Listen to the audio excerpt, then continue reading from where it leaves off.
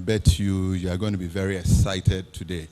You are going to leave here with a whole lot of information, knowledge that will equip you to stand as an authority in the area of cybersecurity and digital rights, so that we can play our part on behalf of our constituents, which are the users.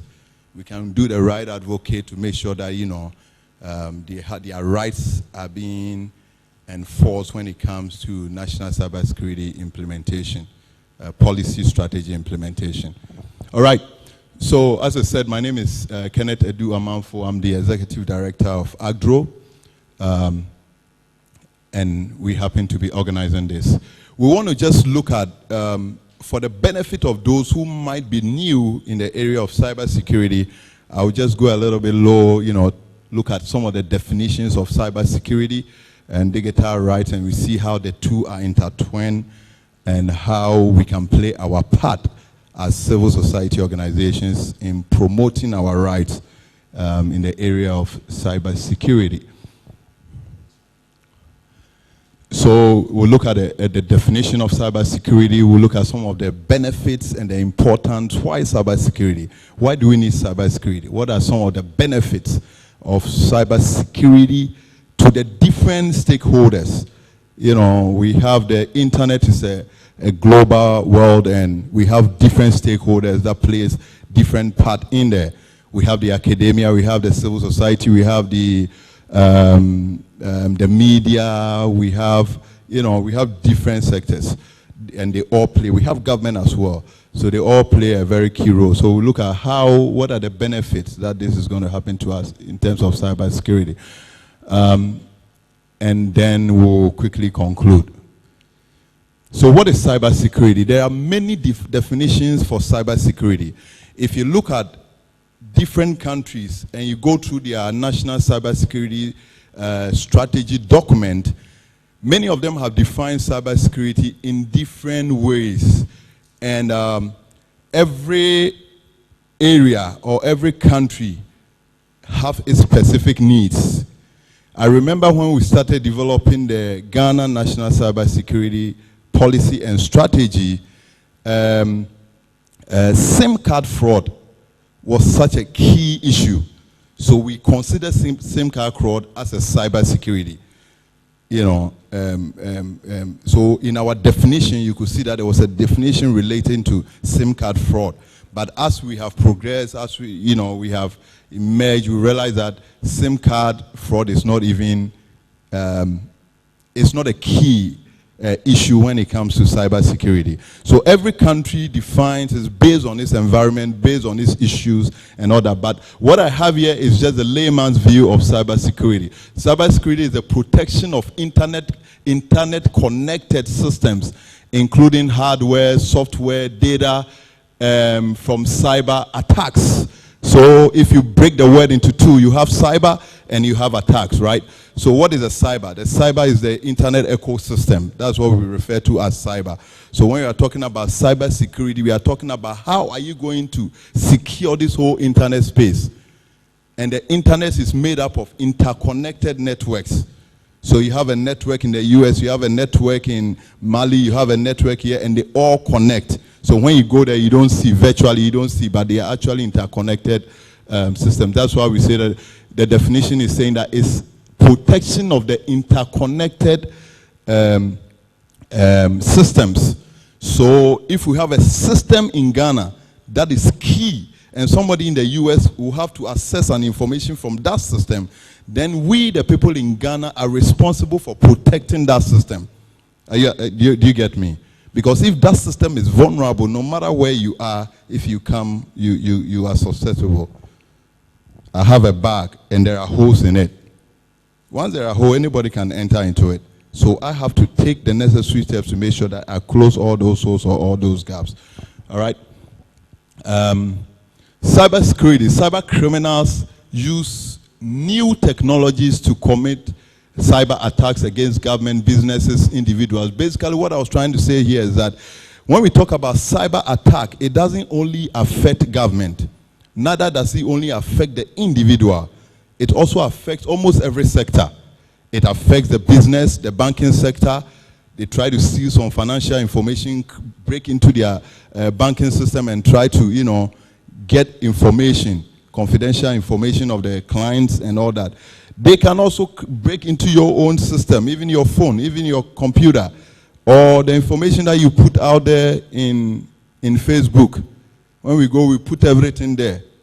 We have our date of birth, when our mother was born, we are just naked on the internet, so anybody can just get the information free of charge and use it. He can even do, based on the information, he can get an identity of you. And that's what we call identity theft, right? I have your information. I do a bank card, ATM card, clone it, because I know your name, I know this, your picture is everything. Hallelujah. I'm gone. All right? So the cyber criminals doesn't only attack, they attack almost every sector of our environment. Cybersecurity is a high demand but changing field. Rising cybersecurity awareness is one of the main strategies of data protection. The end objective, the final goal of any cyber attack is to get information, is to get confidential information or data. When they hack into a bank system, they are trying to get information of the bank clients, or they are trying to get corporate information, confidential information of the company itself, which can be, they can use as a market advantage over the bank. You understand? So sometimes in some jurisdictions, you see a bank trying to, I was reading something, and I think MTN, I don't remember the country, but other telcos were actually targeting them. They were trying to hack into their systems so that they will go down, so that they will have competitive advantage over them. You understand? So it happens almost everywhere. And it's something that is changing real fast. Technology is just changing that today you block it, the next day it comes. It's not like our physical environment that once you're able to put a wall, a fortified wall, you know that you are safe. No. The internet, you block here, they go to another means. So it's evolving. And so now why is cybersecurity important? Cybersecurity is important because effective cybersecurity reduces the risk of cyber attacks by protecting against the unauthorized exploitation of systems, networks, and technologies. So we have our systems, and their systems are vulnerable, and people are trying to hack us. So the only way you can, actually is to implement the cybersecurity approach. And that is why cybersecurity is very important. Because now, almost everything we do on our physical environment has changed. We now it's like we live in the virtual world. We are all living in the cyberspace. When I get up, the first thing I do is to pick up my phone and check my WhatsApp. Before I even remember that there is a God. So, so we have become so used, almost everything. You want to communicate with somebody, you make a phone call. This is a physical phone. But in the virtual, the communication is going over the internet to that person. All right? So that is how much cybersecurity has become important to us. There was a quote that I found that I thought was very relevant, so I picked it here. That was a remark by the Vice President Pence of the United States of America. He said, we have secured vital new funding for cybersecurity. In our first year in office, we allocated an additional 1.2 billion for digital defense. Next year, our administration has requested a record of 15 billion to secure America's cyberspace and frontiers. Can you imagine how important cybersecurity is? So the US, their greatest funding is budget of the year is basically for cybersecurity. So that shows how important cybersecurity is. Let me run through real quick. And these are some of the benefits of cybersecurity to the different stakeholders. There are a lot of stakeholders within the cyber ecosystem, but I've just taken a few of them. If you take the internet users are me and you, everybody, every individual, Tom, Dick, and Harry, who actually access the the cyber or the internet to use for any medium is an internet user. And he said that one of the benefits we get cybersecurity brings to us is that it prevents theft to our personal identifiable information from theft. And when they are coming to you, that's what they are looking for. They need your personal information. Once I get your personal information, you are dead. You go to your bank tomorrow and I have cleared everything. All right? So these are some of the, but there are tons of benefits, but for the sake of time, we just limit. Now, said that human beings are one of the biggest risks to cybersecurity. We the same people who use, we are the biggest risks. Can you imagine? If you don't even understand what cybersecurity is, you don't even understand how to put basic controls on your phone, basic controls on you are vulnerable. So you can sit here and connect to the Wi-Fi of Alisa Hotel, and the people can use you as a target through your phone and access the system of Alisa Hotel, if they haven't really put the maximum controls in place. You understand? So we are the highest risk. The easiest way to access a system is through people. Rather than finding ways through security barriers, one of the most common and successful methods of attack is phishing. Phishing is when you are there, you receive an email, and the person says, you have won this. Can you just fill this information, give me your name, your date of birth, and this, and it's a phishing. He's trying to, it's like a cannon, the way the snake is. The snake is referred to as a cannon. I bet that down. So phishing, that's what phishing means. So they come, sometimes you send emails, sometimes they come through your WhatsApp, text message, everything. So, oh, you have won this, an award, and you have won $5,000. So fill this information in. They are joking. All right? I saw, and I was just tracking me. I love that things. I love the intelligence. So when I see that you are a fraudster and you want to, I will dance with you, roll with you and then, lead you to the pit. But unfortunately, you get to a point, you need the security guys to come in, and it becomes a problem. There was this guy who has put on Facebook, I usually post some inspirational messages. So he came and said, oh, your information, then you come, then you accept. Wow, it's powerful, it's fantastic. And then it was a police officer. And then he was coming, I think it's a lady wearing police. Then you say, oh, please, are you this? Are you this? And, I was just dancing. So I told my friend, the director in charge of cybersecurity at the Ghana Police Service, I said, Charlie, I found some guy. I'm leading him. I'll hand him over. So finally, he said, oh, I knew he was going to ask money, so I was dancing him. Then he got to the point. My car he says she works at Sunyani Police Headquarters. And the picture is a lady, a police, so identity theft. So finally he said, oh, my car just spoiled and I don't know, I think if you can borrow me this. And I said, where do you work? Do you say you work at? He said, yes. He said, if you can send. I said, no, I'm sending my niece, I said, my nephew in Sunyani to come to your office and give you the money because my mobile money is not working. I don't have any. He said, oh, if you can send this. I said, are you there now? He said, yes. I said, the person is coming. Then I signal my director boy. I say, hey, Charlie, the guy, he's gotten to the point, so get ready. You see, so there is identity theft that if you just, if you avail yourself, I mean, they will use you as a point of contact and, exploit you and exploit. And then we have the healthcare. Healthcare is very important. In other jurisdictions like the Europe, like the Americans, your healthcare information is confidential. If the doctor releases your healthcare information to somebody, even to an employer, without your consent, you can sue them in court. You understand? So healthcare information is very critical. So if somebody is able to hack into a health system and get information of they are doomed.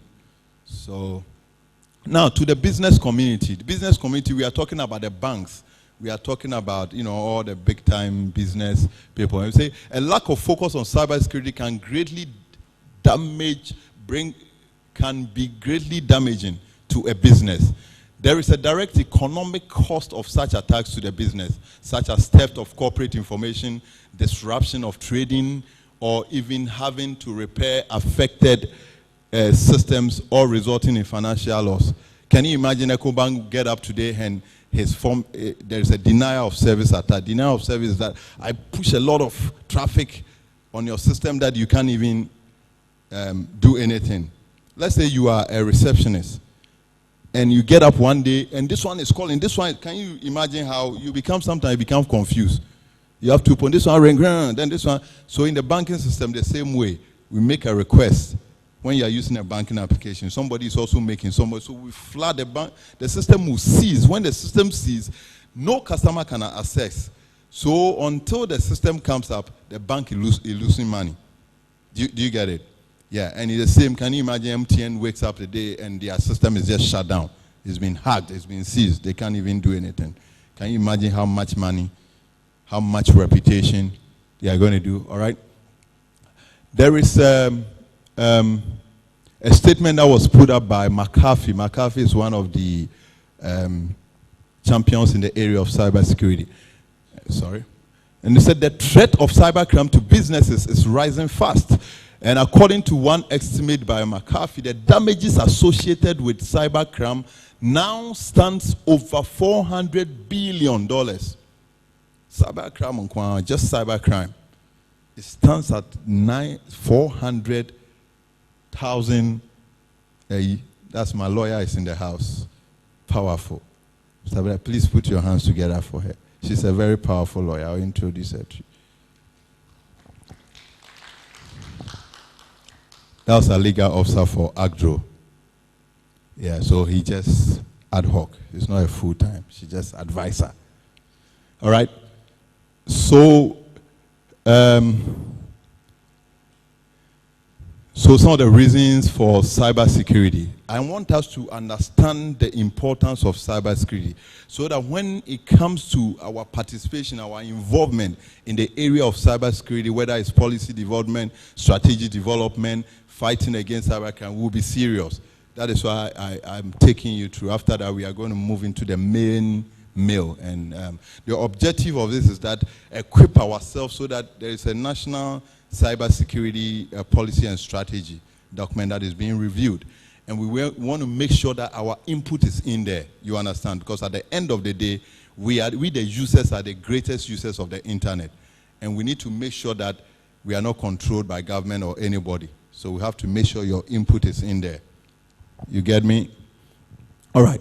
So 5 key reasons. There are a lot of reasons. I just chose 5 for the sake of time.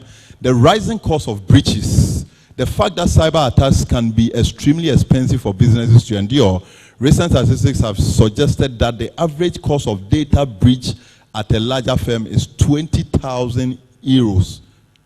Is this euros or pound? Pounds. So the Queen's money, powerful. 20,000 average. When I hack one, 20,000. So if I hack 20 large companies, can you imagine? And these guys, they are there.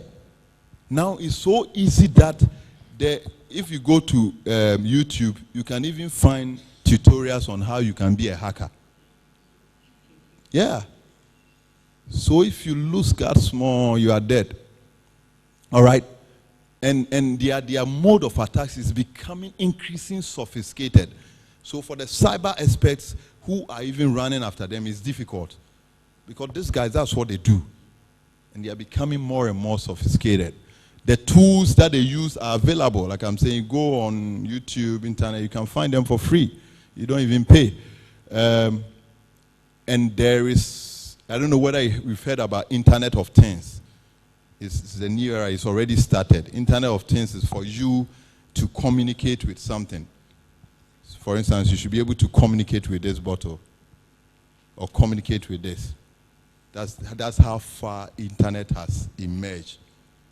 You know, so Internet of Things, and now we are entering into the era of, we have already started Internet of Things. So And the more things, the more devices, the more that are connected, the more the vulnerabilities.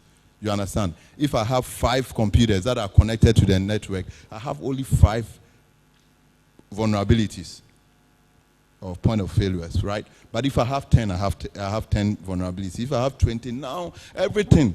I can sit here and use my phone to instruct my microwave at home. Look, I'm coming. Within the next 20 minutes, I'm going to be there. So you better heat my food for me. I program. I mean, that is how far we have emerged. You see, you speak and then your car is starting. So that is what we call Internet of Things. So things are going to be talking to things. Your computer doesn't need you. The computer can talk to this one.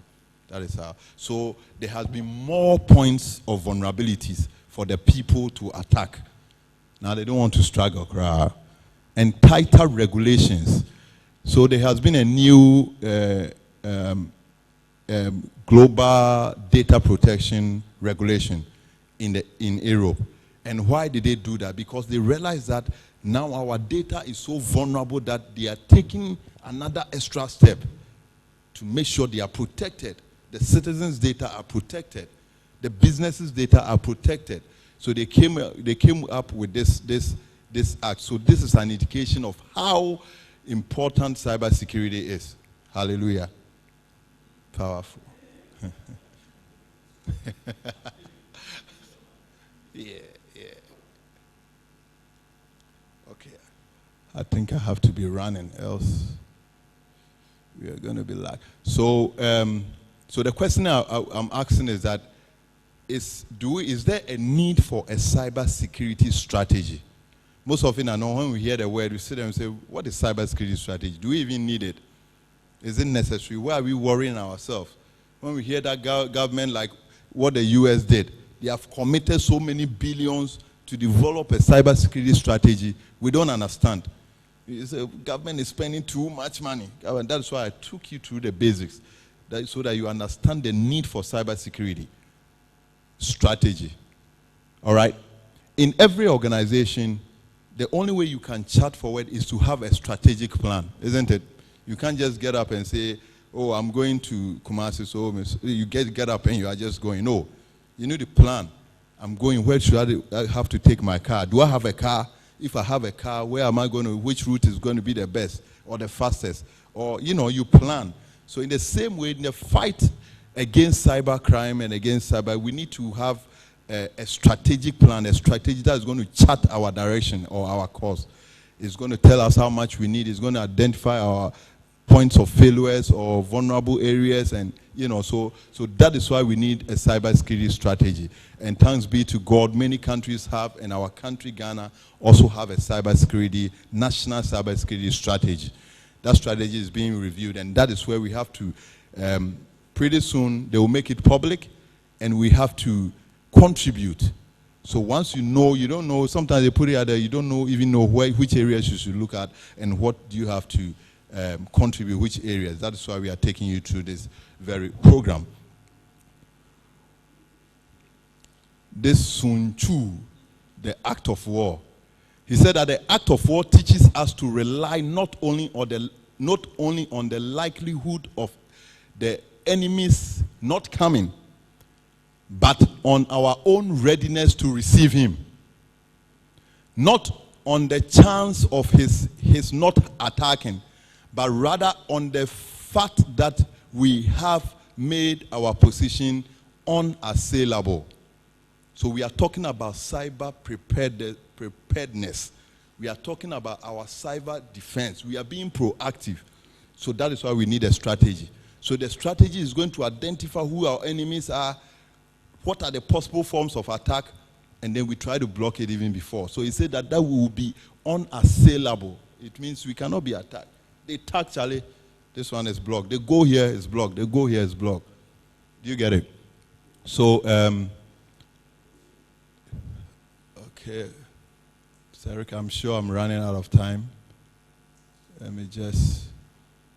So I think we've had, these are basically statements that have been made by authorities.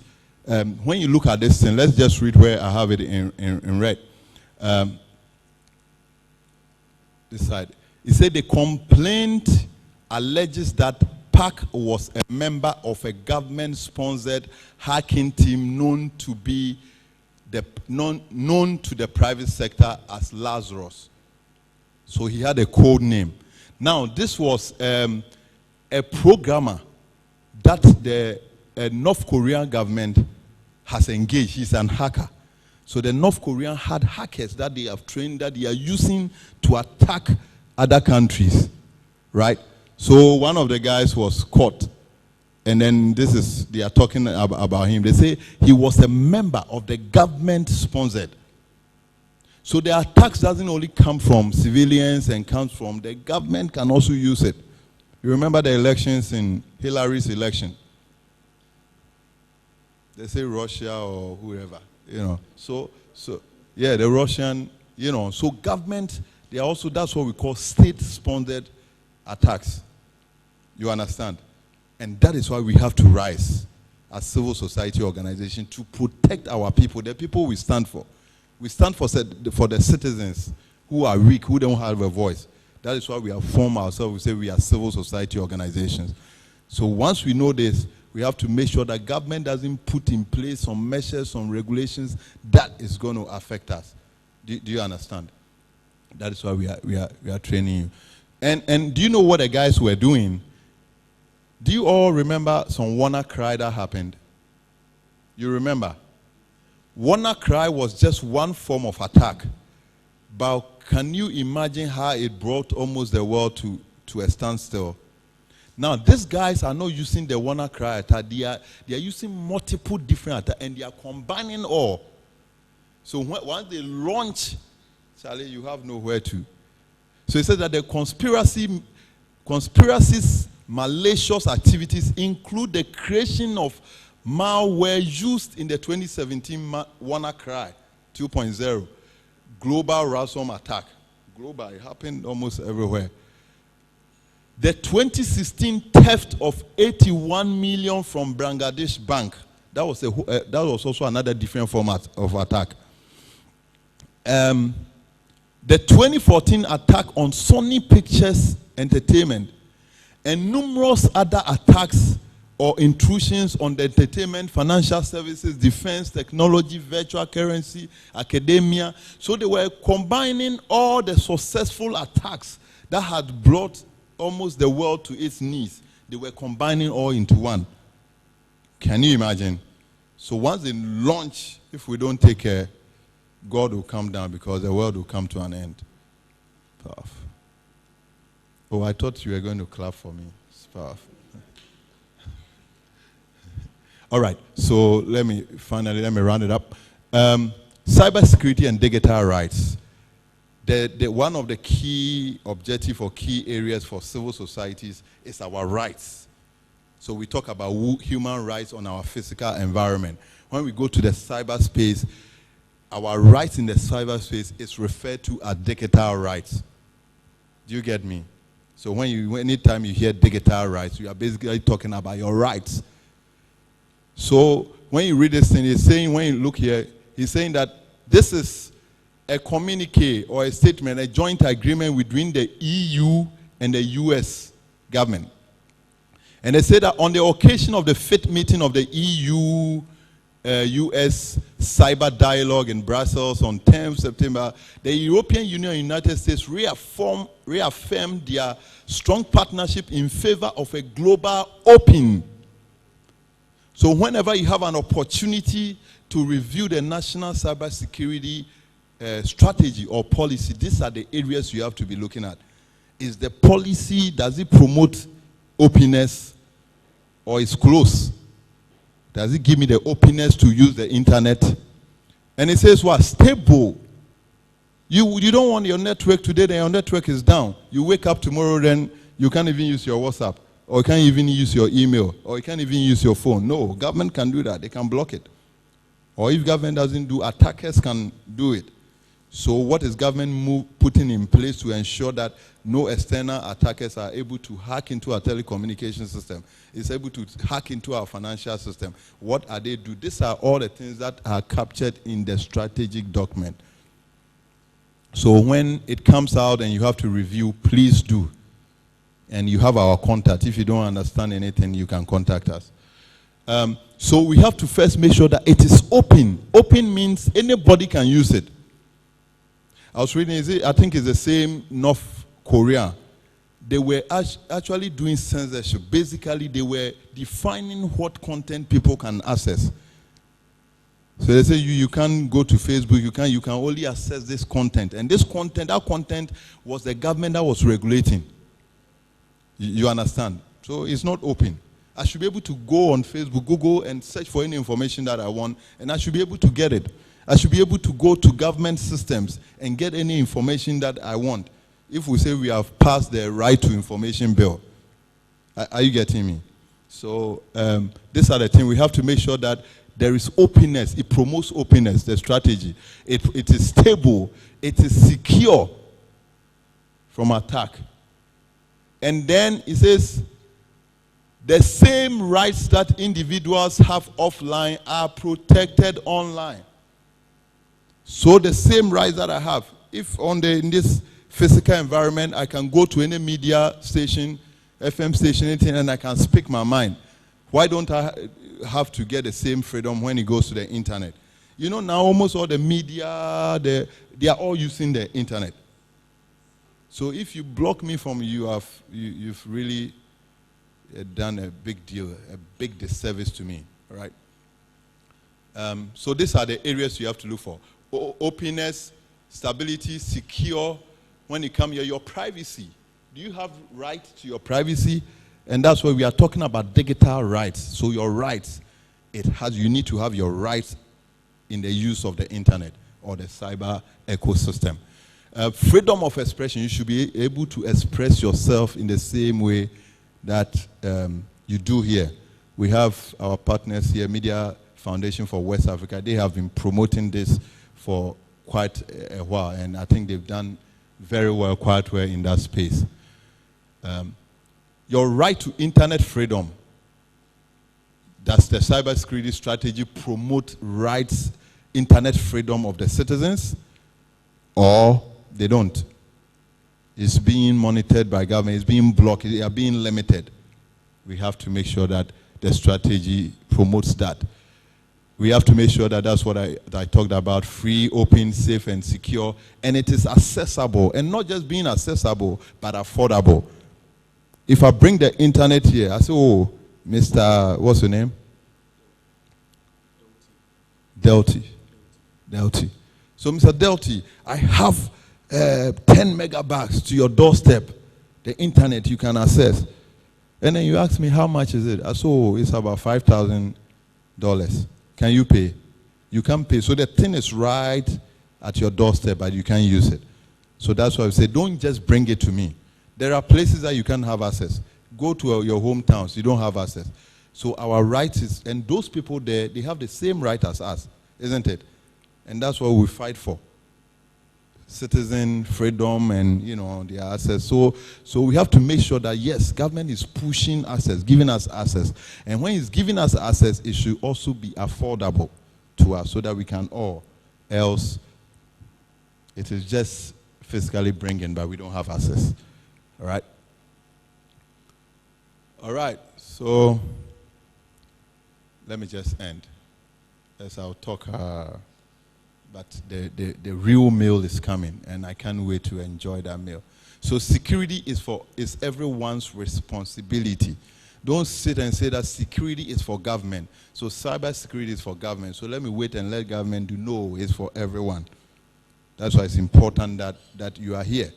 I'm sure going forward, we'll have an opportunity that we can teach basic self-regulation. How you can regulate yourself, put your controls on your computer, on your phone, basic security measures that. So we'll have a mailing list and we'll be pushing advisory and information to you, all right? And if there is any attempted hack or, threat, we'll inform you and we can advise you of what to do, all right? So our objective is that as much as you are receiving information and being equipped to be able to contribute to the development and implementation of the National Cybersecurity Strategy, which is the roadmap for securing our cyberspace as a country, as much as you are equipped to equip it, we will also going to have a coalition, form a strong coalition that we can also stand as a voice. Sometimes you go alone, they kick you, but when you stand as a voice, it works, right? So without much ado, I bring my presentation to an end. And I say thank you very much for your audience. Please, another round of applause. Now, we're going to have a discussion about the cybersecurity outlook in Ghana. The mediator is going to be Eric Akumia, who's also my co-MC and executive director of Acdro. Please, a round of applause.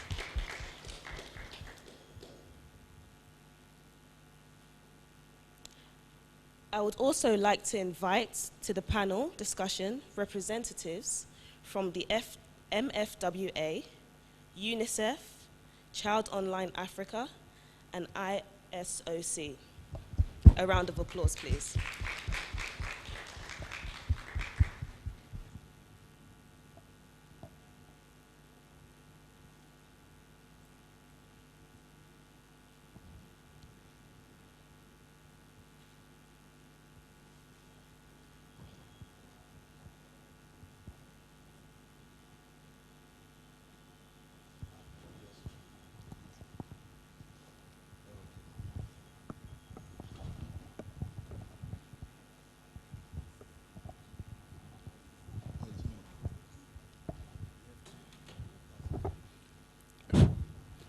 All right, so we're going to have, because of lack of time, we're going to have a very short panel. Essentially, we have groups here that are doing different things. We have Internet Society, is a not-for-profit, focused mostly on technical and capacity building efforts across Ghana and Africa. Marcus Adome is the president. He's going to tell us something about that. And I think we have from Media Foundation for West Africa, Vivian. Yeah, she is the program manager for internet rights and freedom. Good. And we have also on the panel, yours faithfully, Ken Edwamaf. He's the executive director for Acdro. So we're going to have a discussion about what they are doing within the space in terms of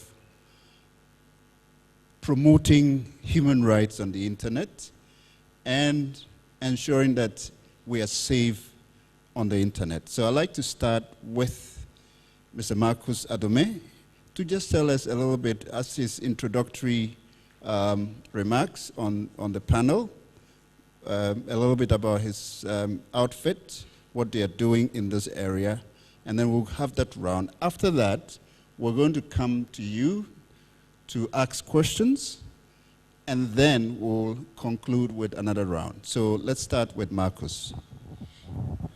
Thank you very much, Eric. Before I come to what we are doing at ISOC level, I would like to take this opportunity to clarify an issue or something that is not clear in the mind of people in our community. Recently, I was in Kampala for AIS, like Africa Internet Summit. I had the opportunity to talk about, well, to have a training, to facilitate training, and then later talk to Africa Government Working Group at AIS level. But what I realized during the training session was the concept of cybersecurity is not clear in the mind of people. And then when you come down a little bit, cyberspace, we all know that it is not that clear by definition. We don't have an acceptable definition by all. But from my perspective and ISOC perspective, we have an operational description of cyberspace. So what I did was I asked the participant what exactly is cyberspace. Then confusion came. So what is the internet? Definition we're going around. But finally, we agree on the fact that internet is the network of networks made up of computers and services that run on the network of those computers. That's the internet. We have services there, for instance, email, web, there are a lot. So all those things put together constitute what you call internet. But now, the use or the environment enabled by the internet, where we transport our life from the physical world to that virtual world, constitute what is called cyberspace. So a cyberspace, we agree that is the innovative use of the internet, the space enabled by innovative use of the internet. So from that perspective, we have two aspects to look at the cybersecurity. But before we talk about cybersecurity, there's something called cybercrime, criminalities. Another topic which is subject to debate. But at the end of the day, we agree that a crime committed using the internet towards a computer settings or towards human beings. Now, ISOC will focus on both sides, towards computers or toward human beings. For this forum, I think we are rather focused on human beings. So at ISOC level, what we are doing is, we realize that big players in the community, they are spending money. When there's an issue, quickly they fix their computers or their security issues. But the users, so we agree that we are supposed to focus on what we call social engineering attack. At the end of the day, the bad guys, the hacker, is looking for an information and get access to your system. So they use psychological tricks on people, play on their mind, and get information from them that will enable them get access to their resources. So ISOC, we are focused on social engineering attack awareness creation in Ghana. That's one of the main aspects we are doing in our community. Thank you very much. Yeah, so let's hear from, yeah, okay, you can do it, please. Yeah, okay, so we want to hear from Media Foundation from West Africa on what they are doing, so please. Thank you, Mr. Akomia. My name is Vivian Afua. I work as a program manager for Media Foundation for West Africa. We've been in existence for over 2 decades now, and our work is mainly focused on promoting freedom of expression, online and offline. We do a lot of work on media development as well, offering capacity support to media organizations, newspapers, radio stations, and apart from that, we have a local governance component of our work where we bridge the media with the community and the local governance actors like district assembly officials and all of that. So our work really is to ensure that people enjoy their human rights offline and online with particular focus on freedom of expression and digital rights. In terms of digital rights, what we've been doing on cybersecurity specifically, we've been engaging the government since 2015 when the first draft was being done. We engaged the Ministry of Communication, and we're fortunate to be part of the ad hoc committee that's finalized the draft that was adopted in 2016. And after that, what we did was to organize a lot of stakeholder engagements, bringing together civil society actors, internet service providers, to the technical community, academia, to just meet and discuss issues of priority and also to give recommendations on how the implementation should be done. We've done that. Looking at the general public as well, we've done policy briefs, educating people on cybersecurity, how to ensure that they protect themselves on the internet. Mr. Edouard Manfo talked about the threats that people face on the internet and how you need to protect your data and ensure that you are safe online. We've been doing that as well through statements on Safer Internet Day and other occasions where we get the platform to talk to people about how to protect themselves online.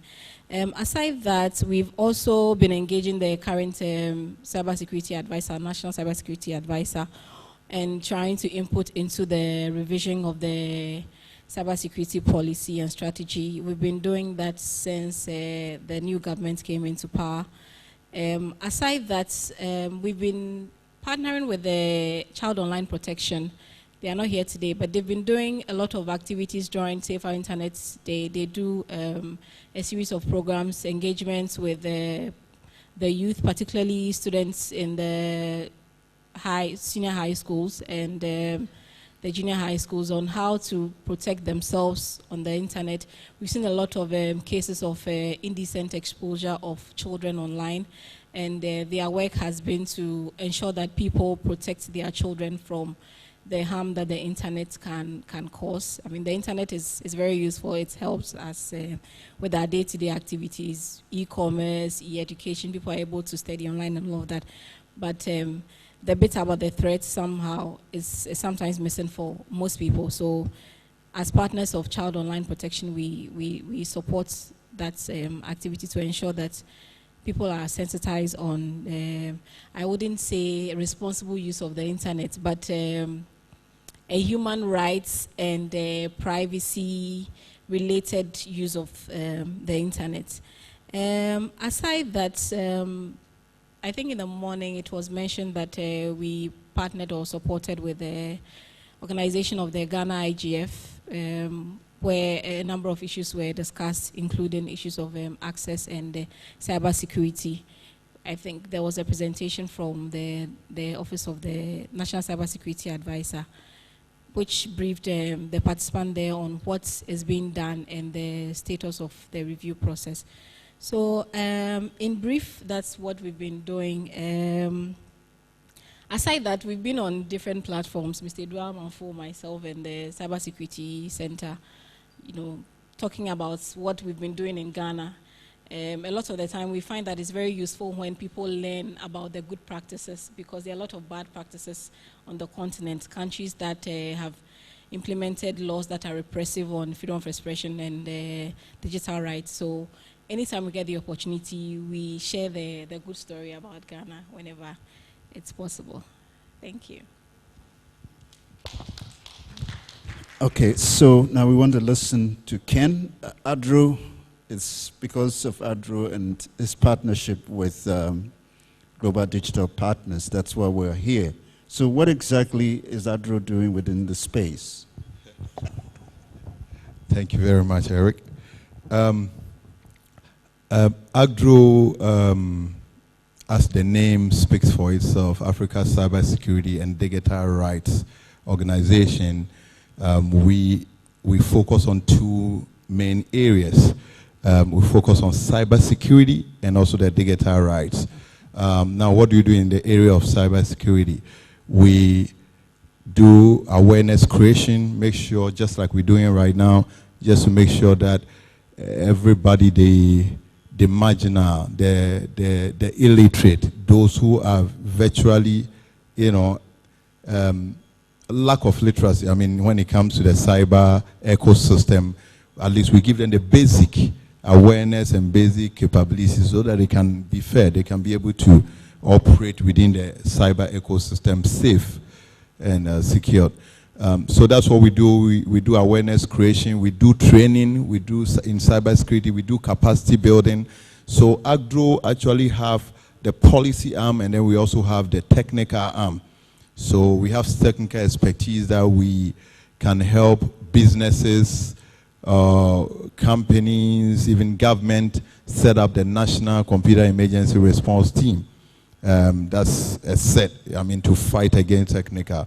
So, and then also we operate in the area of the digital rights. Digital rights is focusing on the citizens, the citizenry.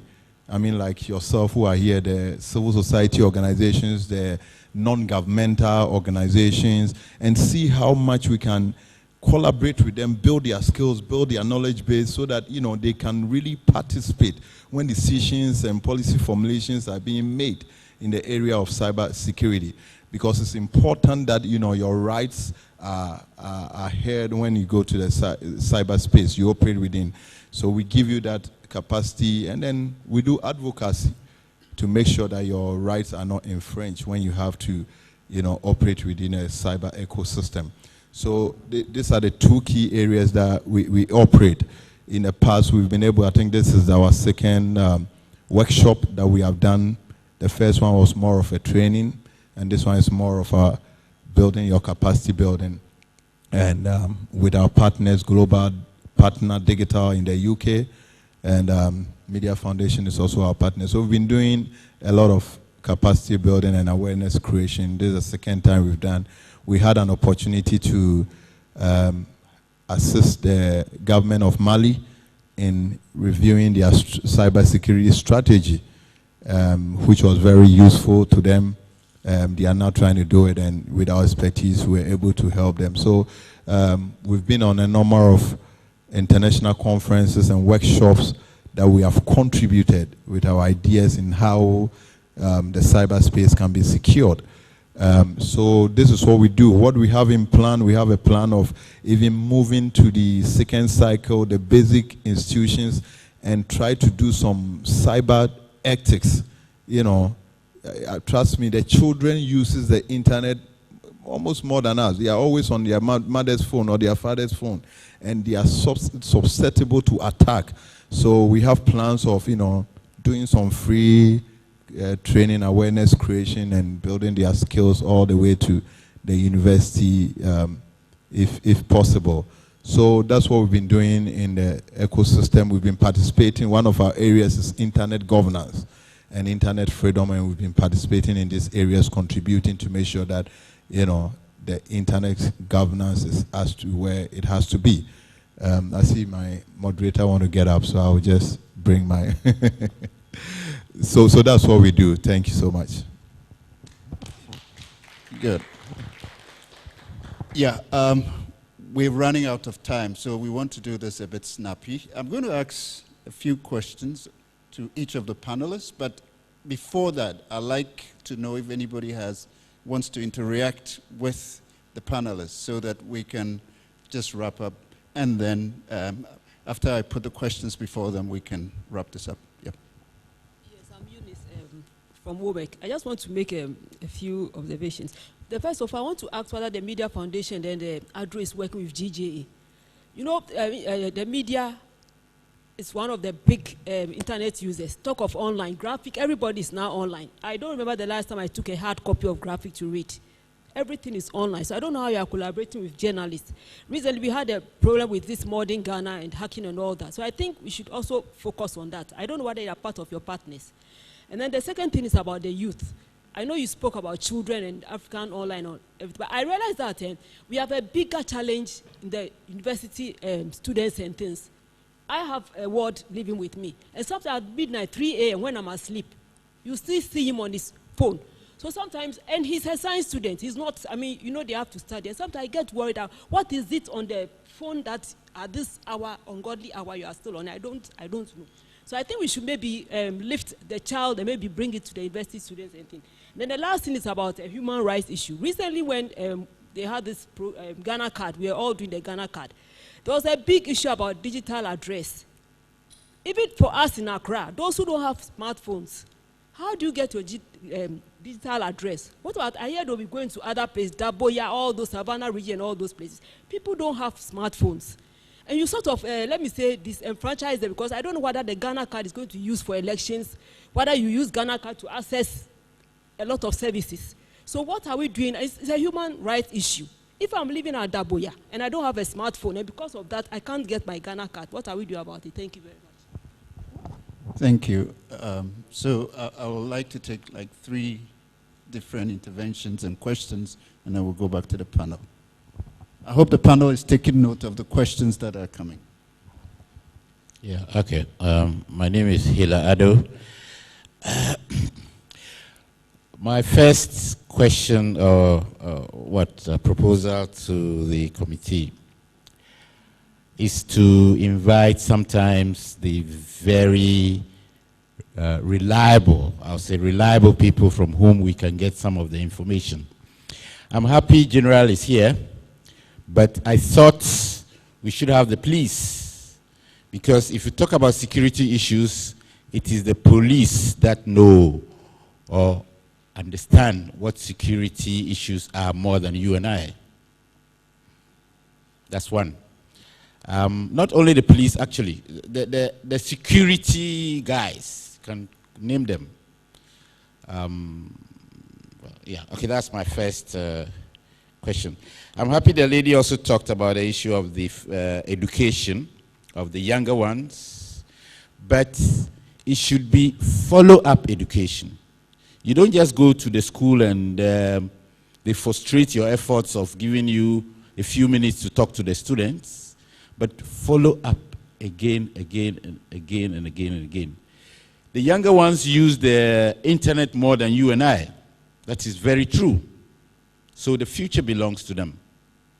The future of the internet that we are working around here belongs to them than you and I. You and I will pass through very soon. And as I mentioned in my presentation about Internet of Things, it's a little bit scary. So these are the people that should be brought on board. Thank you very much.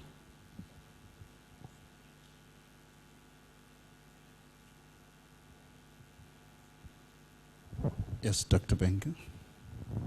Yes, my name is Dr. Charity Bink, Executive Director of Women Media and Change. For a very long time, we have been trying to follow up on young girls to find out how, to keep them as to how to use the internet. Now, for me, internet, the use of the telephone and all that has become part of daily life that we talked about, like food you eat. So I'm asking, when the strategy, they were presented, during the presentation, the strategy, I was trying to look out for key things that we are going to do. The last time we were here for the training, and since then I've been brainstorming what do we do, and my brother here talked about sustainability. So I'm thinking that the younger people, even us, we are so vulnerable. The other day I was watching the television and we were talking about data and all that, the amount of data they take from us everywhere. That exposes us even unconsciously. So straight away I went to the bank and I said, look, the other day I came to collect money.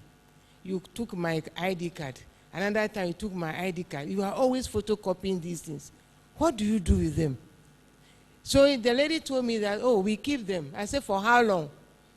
She said, oh, yeah, they keep them, they are safe. I said, but you have not answered my question. So we are so exposed, particularly the younger people who are so fascinated. Most of the time, I'm on a number of WhatsApp groups and things. You find that somebody, I woke up and they were about 50 or 70 messages, in fact, 100 and something messages from one person. So I said, what is going on here? She said, sorry, oh, my little girl of, 2 years or 3 years was playing with this. So she was just pushing messages. She was just pressing something and the messages were coming. Another one, a picture that the woman would never have been prepared to show, came on our platform, on a Christian something. So we said, what is happening? He said, oh, my grandchild of 3 years, she did that. So there's so much ignorance around this. So we seriously, for me, it's not a question I'm asking, but I think that at all levels, from the younger ones who can understand issues and to the older ones, how do we help to protect us? So we can have the meetings, which is very good, the strategies, but the strategies, how do we translate it? How do we get it to the ordinary people? I know that we are doing a lot of work doing education. Who are we educating? Is education enough? Should we make it? Should we try even get a policy? Now they are redoing the curriculum for schools. Do we try to make it part of the curriculum?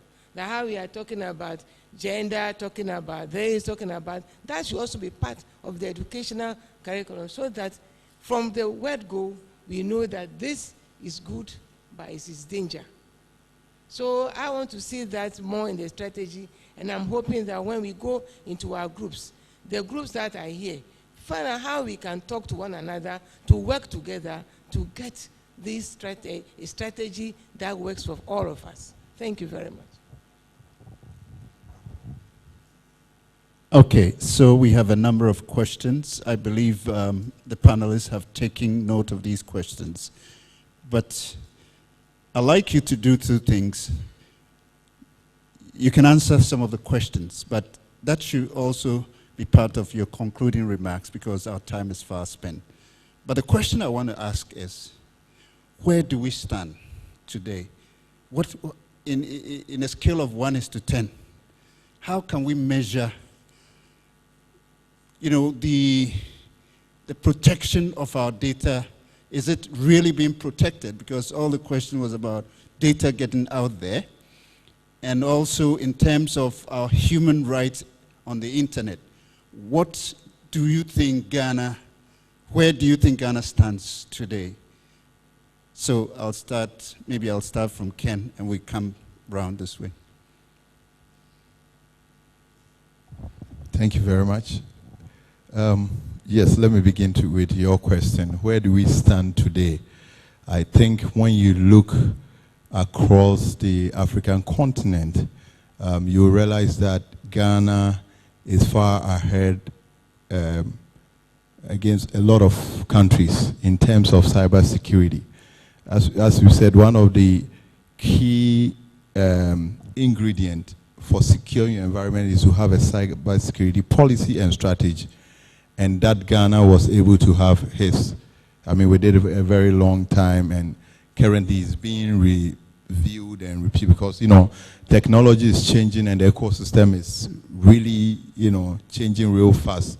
So at every time you need to review and make sure that your strategy is up to date to meet the current or new challenges.